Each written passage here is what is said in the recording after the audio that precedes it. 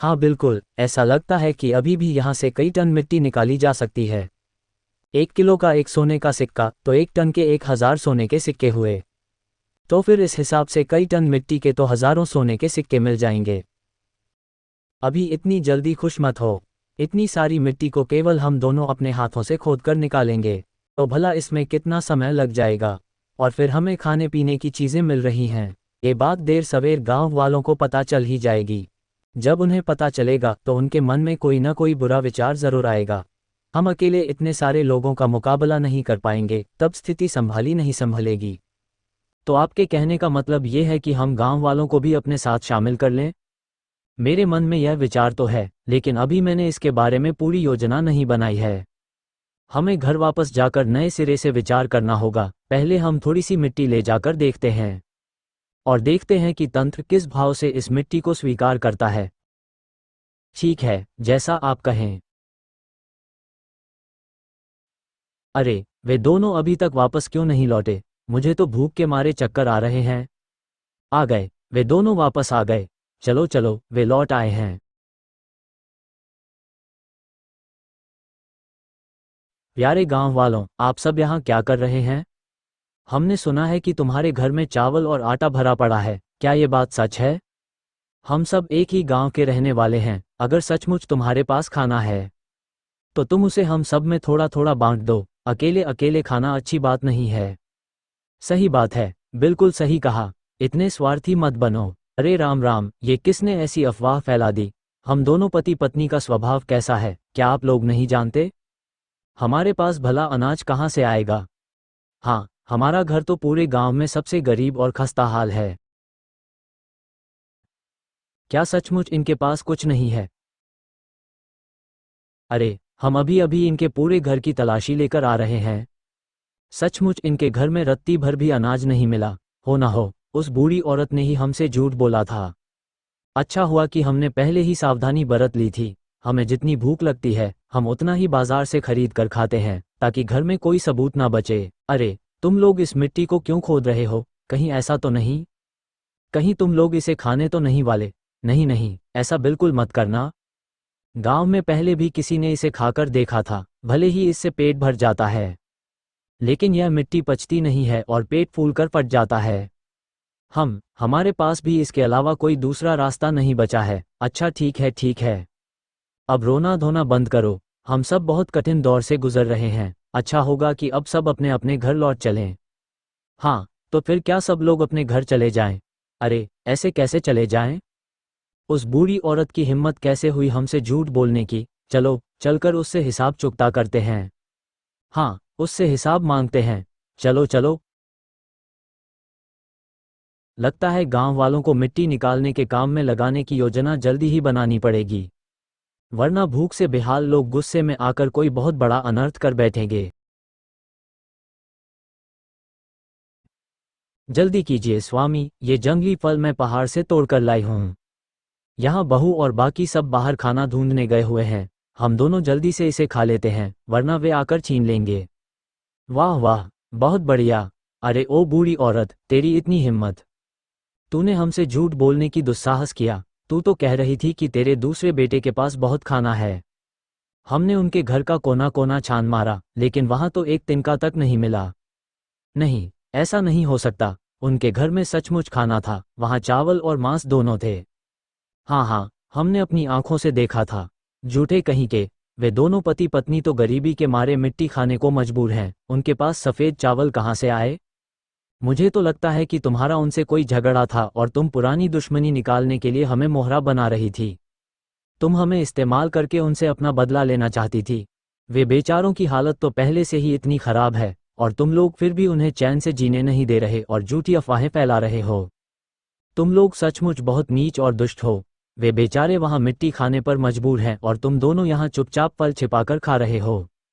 गांव वालों, इनके सारे फल छीन लो। नहीं नहीं, ऐसा मत करो। हमारे घर में बस यही थोड़ा सा खाने को बचा है। खाओ अब। ये तुम दोनों को तुम्हारी करतूतों का सबक मिला है। मैं तुम दोनों को समझा रहा हूँ, आगे से सीधे रास्ते पर चलना, दूसरों का बुरा सोचना बंद करो। चलो सब लोग यहाँ से। अरे भगवान, अब हम क्या करेंगे? मुझे बहुत तेज भूख लग रही है।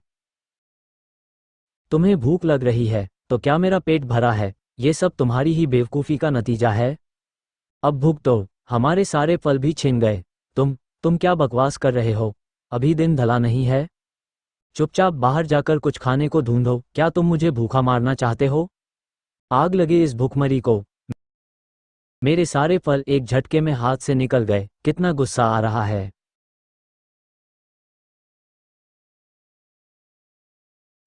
लो भाई, हमारी नन्ही परी तो बहुत प्यारी लग रही है। बताओ, तुम्हें पसंद आया? माँ ने बहुत सुंदर चोटियां बांधी हैं। मुझे ये बहुत पसंद आया। क्या सबने अपनी तैयारी पूरी कर ली है? अगर तैयारी हो गई हो तो चलो निकलें। चलो मामा के घर चलते हैं।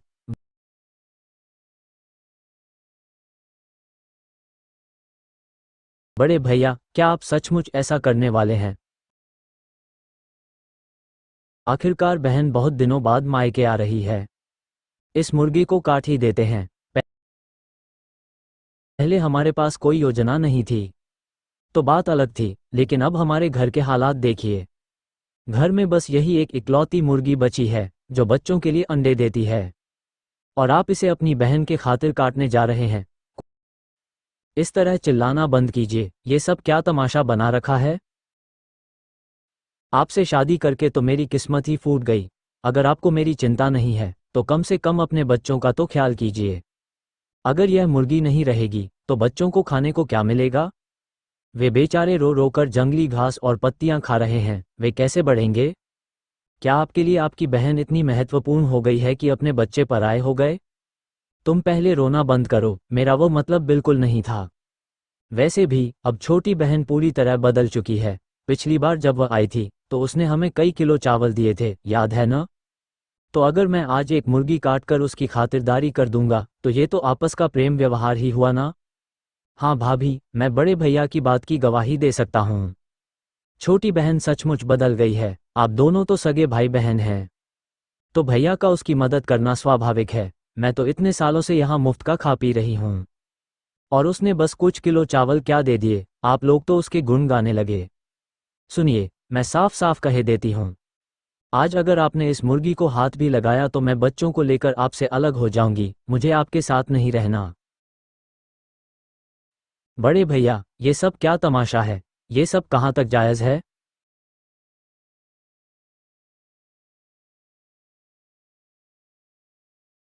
अरे छोटी बहन और नंदोई जी आए हैं। मैं मुर्गी काट ही रहा हूँ, जल्दी से अंदर आकर बैठिए। मेरी याददाश्त के अनुसार यह मुर्गी इनके घर की आखिरी उम्मीद है। बच्चों को अंडे खिलाने की बहुत बड़ी जिम्मेदारी इस मुर्गी पर है। पहले ये लड़की मायके आती थी तो सब कुछ समेट कर ले जाती थी। इसी वजह से बड़ी भाभी के मन में इसके प्रति काफी कड़वाहट थी, और अब ये बड़ा भाई इस इकलौती मुर्गी को भी काटने जा रहा है। फिर तो भाभी का गुस्सा होना स्वाभाविक ही है। अरे अरे भैया, मुर्गी काटने की कोई ज़रूरत नहीं है। हम अपने साथ मांस लेकर आए हैं। हाँ, हम अपने साथ सुअर का मांस और एक ताज़ा मछली लाए हैं। आपके पास अभी भी मांस कहाँ से आ गया? जल्दी जल्दी अंदर आइए। अंदर चलिए, बाहर पड़ोसियों की नज़र न पड़े। अरे अंदर तो आओ। मैं तो पहले ही कह रहा था कि हमारी छोटी बहन अब सुधर गई है। वो मायके आते समय हमारे लिए तोहफा भी लेकर आई है, और वह भी इतना सारा मांस। अरे सुनो, थोड़ा अच्छे से पेश आओ। ऐसा कड़वा मुंह मत बनाओ।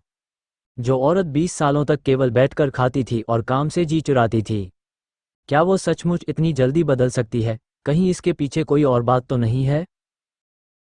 लीजिए बड़े भैया, थोड़ा पानी पीजिए। दूसरे भैया, दरअसल इस बार हमारे यहाँ आने का एक खास मकसद है। हम आपसे एक बात पर सलाह करना चाहते थे। लीजिए। शुरू हो गई न फिर से अपनी मांगे रखना। मेरी बहन आखिर अपनी पुरानी आदतों से बाज नहीं आ सकती। उफ, अब फिर से भाभी को जाकर क्या जवाब दूंगा? क्या बात है? अरे ऐसी कोई बात नहीं है। आप बताओ क्या बात है? बात दरअसल यह है, जैसा कि मैंने आप लोगों को पहले भी बताया था, एक व्यापारी ने हमसे कुछ जड़ी बूटियां खरीदी थीं। अब वह व्यापारी हमसे यहाँ की मिट्टी खरीदना चाहता है और मिट्टी के बदले अनाज दे रहा है। मैं और मेरे पति अकेले इतना काम नहीं संभाल पा रहे हैं, इसलिए हमने सोचा कि क्यों न अपने भाइयों को भी इस काम में शामिल कर लें। अगर आप लोग हमारे साथ आकर काम में हाथ बटाएं तो बहुत अच्छा होगा। अरे छोटी बहन, तुम अब दो दो बच्चों की माँ बन चुकी हो। अब तुम्हें थोड़ी समझदारी से काम लेना चाहिए, ऐसी बचकानी बातें मत करो। अगर तुम्हें हम पर भरोसा नहीं है तो मैं भी तुम्हारी बात पर विश्वास करना चाहता हूँ, लेकिन मिट्टी के बदले अनाज, ये भला कैसी बहकी बहकी बातें हैं। ऐसी बातें तो नाटकों या कहानियों में भी नहीं लिखी जाती, सही कहा न छोटी बहन। अगर यह बात सच निकल गई तब तो दुनिया से भूखमरी और अकाल का नामो निशान ही मिट जाएगा। मैं जानती हूँ कि यह बात सुनने में बहुत अजीब और नामुमकिन लगती है, लेकिन ये बात पूरी तरह सच है। अगर आपको मेरी बात पर यकीन नहीं है तो इनसे पूछ लीजिए, ये इस बात के गवाह हैं। हाँ, मैं गवाही देता हूँ, ये बात 100% सच है।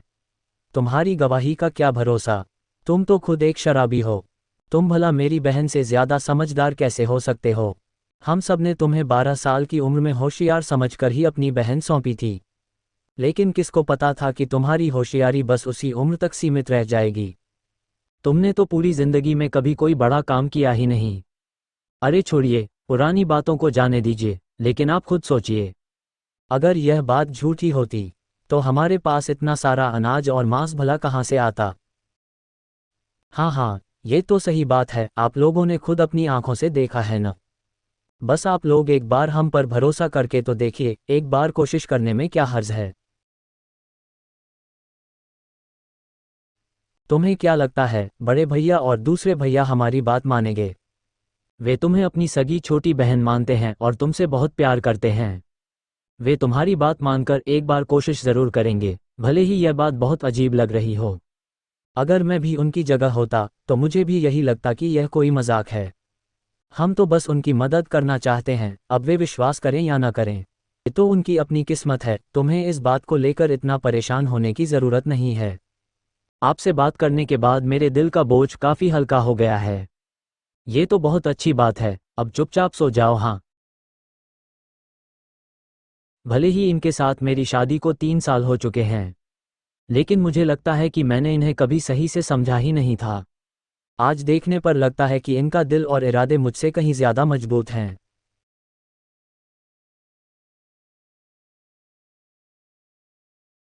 बहनोई जी, बड़े भैया और दूसरे भैया, आप सब आ गए।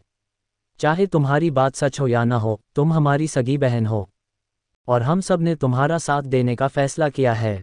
वैसे भी आजकल सबके घरों में दाने दाने के लाले पड़े हैं। हालात इससे ज़्यादा तो खराब नहीं हो सकते। बड़े भैया, दूसरे भैया, आप सबका बहुत बहुत शुक्रिया। पता नहीं इस शरीर की पुरानी मालकिन क्या सोचती थी। उसे इतने प्यारे और ख्याल रखने वाले भाई मिले थे, फिर भी उसने कभी उनकी कद्र नहीं की। अब बातें बंद करो और काम की तैयारी करो, थोड़ी देर में गांव वाले यहाँ पहुँचने ही वाले होंगे। तुम दोनों यहाँ लोगों को अनाज बांटने का काम संभालना और ये हिसाब किताब रखेंगे। मैं अनाज की बोरियां बांधने में मदद करूंगी।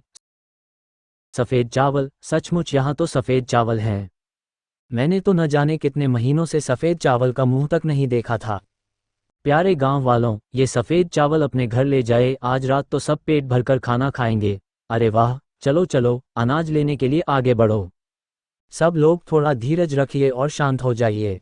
यह अनाज आप सबको छीन झपट करने की ज़रूरत नहीं है, यह अनाज आप सब में ही बांटने के लिए है। अरे, क्या ये सच है? हमें अनाज बांटा जा रहा है, इसका क्या मतलब हुआ? अरे छोटी बहू, तुम्हारा कहने का क्या मतलब है? क्या ये सारा अनाज सचमुच हमारे लिए ही है? तुम्हारा घर तो खुद गरीबी और कंगाली से जूझ रहा था ना? फिर तुम्हारे पास अचानक इतना सारा सफ़ेद चावल कहाँ से आ गया? इसी बात का खुलासा करने के लिए तो हमने आप सबको यहाँ बुलाया है। हम दोनों पति पत्नी की किस्मत अच्छी थी कि हमारी मुलाकात एक बाहरी व्यापारी से हो गई। वो व्यापारी बहुत बड़ा चीनी मिट्टी के बर्तनों का कारोबार करता है, उसे यहाँ की मिट्टी पसंद आ गई है। उसने वादा किया है कि अगर हम उसे 20 किलो मिट्टी देंगे तो वह बदले में हमें 1 किलो चावल देगा। अगर आप लोग नियम के मुताबिक हमें मिट्टी खोद कर देंगे तो आप तुरंत यहाँ से अपना अनाज ले जा सकते हैं। तुम्हारा मतलब है कि हम मिट्टी देकर सफ़ेद चावल ले सकते हैं? क्या तुम हमारे साथ कोई मजाक तो नहीं कर रही हो? इस मिट्टी में भला ऐसा क्या खास है जो इतनी कीमती है? क्या इस अकाल के ज़माने में सचमुच मिट्टी के बदले चावल मिल सकता है? अरे नहीं नहीं, मैं कोई मजाक नहीं कर रही हूँ। लेकिन हाँ, कोई भी आम मिट्टी नहीं चलेगी। आपको हमारे बताए अनुसार ही खास जगह से मिट्टी खोदकर लानी होगी और आपको मिट्टी में से कंकड़ पत्थर और गंदगी पूरी तरह साफ करनी होगी।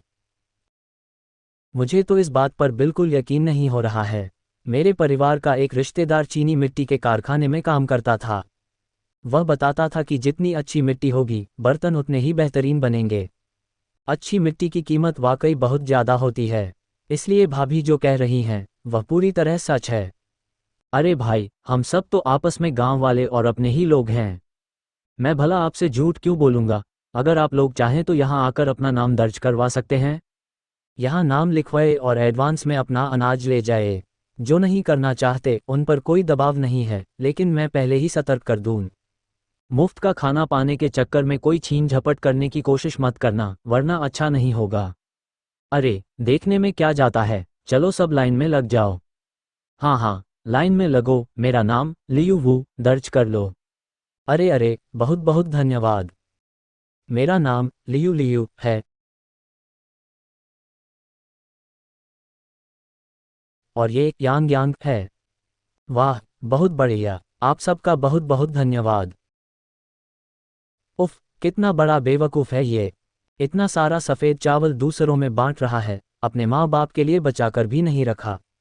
सासू माँ, अब हम क्या करें? क्या हमें भी नाम दर्ज कराना चाहिए? लेकिन हमने तो अभी अभी उनके परिवार के साथ इतना बड़ा झगड़ा किया था। वे हमारा नाम तो बिल्कुल भी दर्ज नहीं करेंगे। छोड़ो भी, नहीं करते तो न करें, भला मिट्टी के बदले कौन अनाज देता है? मुझे तो लगता है कि यह सबको बेवकूफ़ बनाने का नाटक है। देखते हैं, हम भी यहीं खड़े होकर इनका तमाशा देखते हैं। क्या कोई और नाम दर्ज कराना चाहता है? यह मौका सिर्फ आज के लिए ही है। अगर इसके बाद कोई आया तो उसका नाम दर्ज नहीं किया जाएगा। मेरा नाम लियू एरजू है, मेरा नाम भी लिख लीजिए। हाँ, आपका नाम लिख लिया है। धन्यवाद धन्यवाद। सिर्फ आज ही नाम दर्ज हो सकता है, अब हम क्या करें? वह तो एकदम चमचमाता सफ़ेद चावल है। ये दूसरा बेटा भी ना। आखिर हैं तो सब एक ही परिवार के। क्या वे खुद आकर हमारा नाम दर्ज नहीं कर सकते थे? कितना नालायक बेटा है। देखता हूँ इसका यह पागलपन कब तक चलता है। अरे सुनो, तुम कहाँ जा रहे हो? और कहाँ जाऊँगा, पहाड़ पर खाने की तलाश में जा रहा हूँ।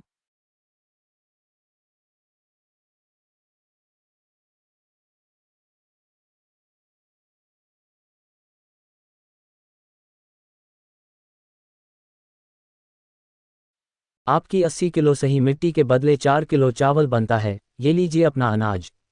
अरे बाप रे, वाकई मिट्टी के बदले चावल मिल गया। आज रात तो हमारा पूरा परिवार भरपेट खाना खाएगा।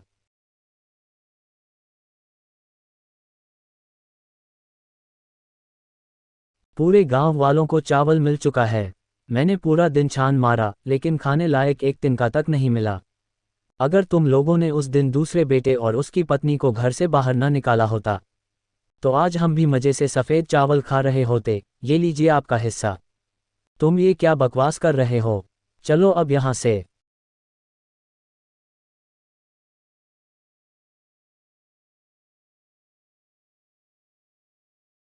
कितनी सौंधी खुशबू आ रही है, सब अपने घरों में सफ़ेद चावल पका रहे हैं। न जाने कितने महीने बीत गए जब मैंने आखिरी बार चावल की खुशबू सूंघी थी। तुम थोड़ा कम बोला करो, दिन रात बस तुम्हारी जुबान ही चलती रहती है। दिन भर पटर पटर बड़बड़ाते रहते हो। तुमने खुद जो इतने नीच काम किए हैं, क्या अब मैं उस पर बोलूं भी नहीं? तुम्हारे इस परिवार में शादी करके तो मेरी किस्मत ही फूट गई, बस बहुत हुआ। जब दूसरे बेटे के परिवार को घर से निकाला था तब क्या तुम राजी नहीं थीं? अब इन सब पुरानी बातों को दोहराने का क्या फ़ायदा? मुझे बहुत भूख लगी है, शरीर में बिल्कुल ताकत नहीं बची, मुझे खाना खाना है। हाँ भाई, तुम भूखे हो? तो क्या हम भूखे नहीं हैं? छोटे, अपनी पत्नी को संभालो। तुम भी कम बोला करो, थोड़ी ताकत बचाओ। बच्चों, मोमो खा लो। वाह, मोमो। छोटी बहन, जरा तुम भी चक्कर देखो। आओ, आराम से खाओ। गरम है, ध्यान से। मोमो वाकई बहुत स्वादिष्ट हैं। इसके अंदर तो मांस का मसाला भी भरा हुआ है। अम्मी अब्बू, क्या हमें रोज ऐसे ही मोमो खाने को मिलेंगे? हाँ बिल्कुल, आगे से तुम्हें जो भी खाने का मन हो अपने अम्मी अब्बू से बता देना। हम तुम्हारे लिए वही बनाएंगे। वाह, ये तो बहुत अच्छी बात है। छोटी बहन, तुम्हारे हाथ इतने ठंडे क्यों हो रहे हैं? कहीं तुम्हें जुकाम तो नहीं हो गया? आज मौसम में वाकई थोड़ी ठंडक आ गई है। अभी तो पतझड़ की शुरुआत ही हुई है और गर्मी पूरी तरह खत्म भी नहीं हुई है। कायदे से अभी इतनी ठंड नहीं होनी चाहिए थी। इतने सालों से सूखा पड़ रहा है, अब मौसम के मिजाज का कोई भरोसा नहीं रह गया है। हमें जल्द ही सर्दियों की तैयारी शुरू कर देनी चाहिए।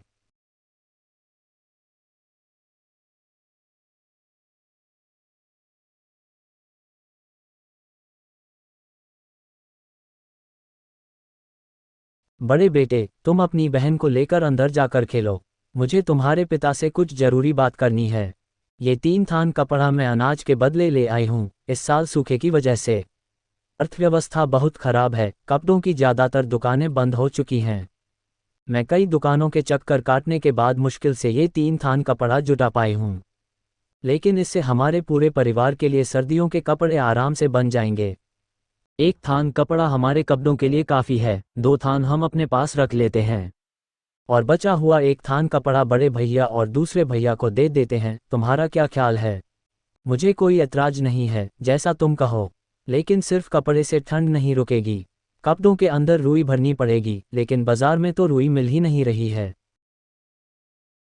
पता नहीं असल जिंदगी में बाहर के क्या हालात होंगे। मॉल में तो रजाई बिक रही है ना। अगर हम रजाई के अंदर की रुई निकालकर कपड़ों में भर लें तो कैसा रहेगा? ये तो बहुत बढ़िया विचार है। तुम्हारा दिमाग सचमुच बहुत तेज चलता है।